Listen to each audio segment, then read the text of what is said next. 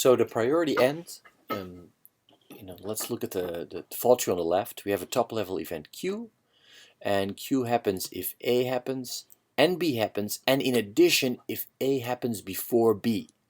So you're adding the third event to indicate a sequence. Now, to minimize this, you can also use a priority end, and priority end really means that A happens and B happens and A happens before B. Yeah, so in this priority end case, you're going to say, well, the leftmost input happens before the rightmost input. If you want to express it with an end, you need to add an additional block that indicates the sequence of failures. So okay, let's look at the basic steps for a fault tree analysis. So the first thing you really always need to worry about is what is the goal and depth of the fault tree analysis. In other words, does it need to be a qualitative fault tree analysis that I'm, for example, using in my preliminary system safety assessment? Or do I need to have a quantitative fault tree analysis that I can typically, for example, use in a system safety assessment? And then you kind of need to say, okay, I'm going to use this just to get budgets for components in terms of their fault classification, or I'm going to use this for verification purposes, to verify a set of safety requirements like I would do in my SSA.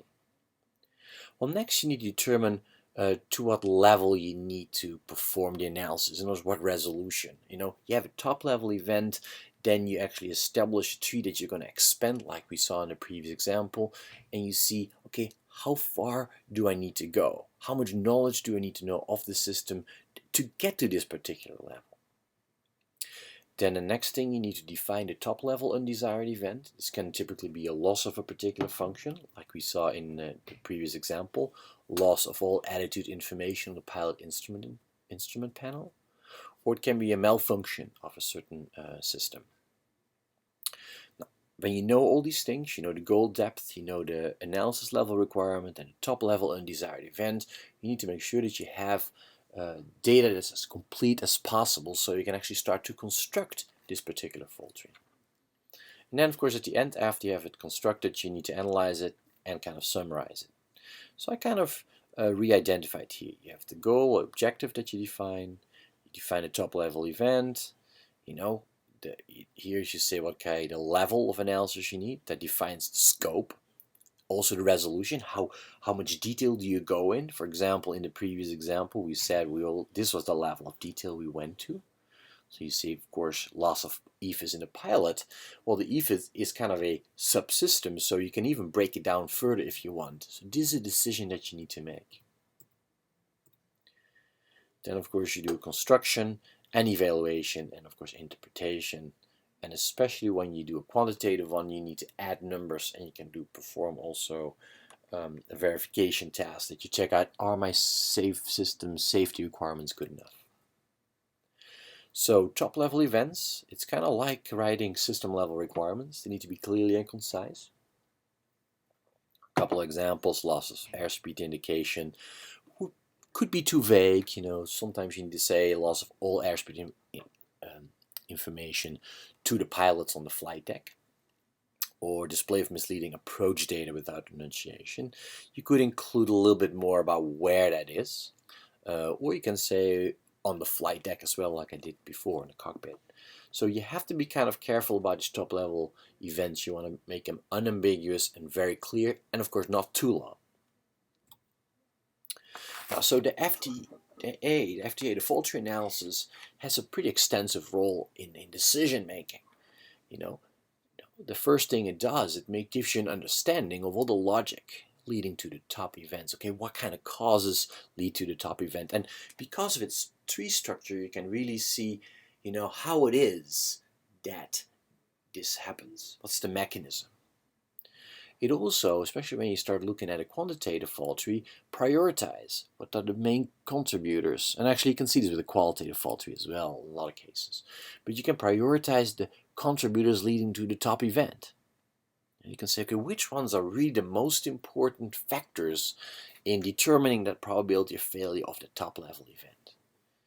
And of course you can say, well, I can also look at it as a proactive tool to prevent a top level event. How would I have to change the fault tree so that I can reduce the likelihood of a failure of the top level event easily by maybe adding another subsystem or a monitor.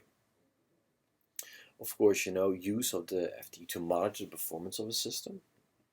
Also, the assist in designing of a system. This comes back kind of what I said before. You can see, okay, where are my vulnerabilities in my system and what kind of changes do I need to make so that I can reduce that likelihood that a failure does happen. And of course, in the end, it can also help in diagnosing a particular problem. Little simple example here. We see a little circuitry. We have a battery, switch. There's a fuse in this line and then a motor, and then of course the wire. And an undesired top-level event could be motor does not operate when the switch is closed. There's a variety of reasons why this could happen. So let's take a real quick peek at the fault tree for this very simple circuit.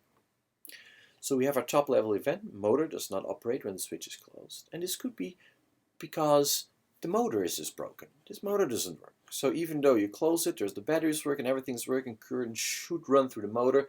Since the motor's not working, it doesn't start rotating. On the other hand, you can also say, well, somehow the current doesn't get to the motor. And there's a variety of different ways you can look at this. I mean, you can have the fact that the primary wire is broken, it's open, so it fails open. Or that the battery is not working. So, and I see these are circles, so I'm not working out any more details. The other thing is that the switch is open. Even though I closed it, there's something broken around, something failing that leaves it open. Or the fuse fails open. Yeah, so we can then break down these two things again. Switch open can mean, okay, the switch is just plain broken.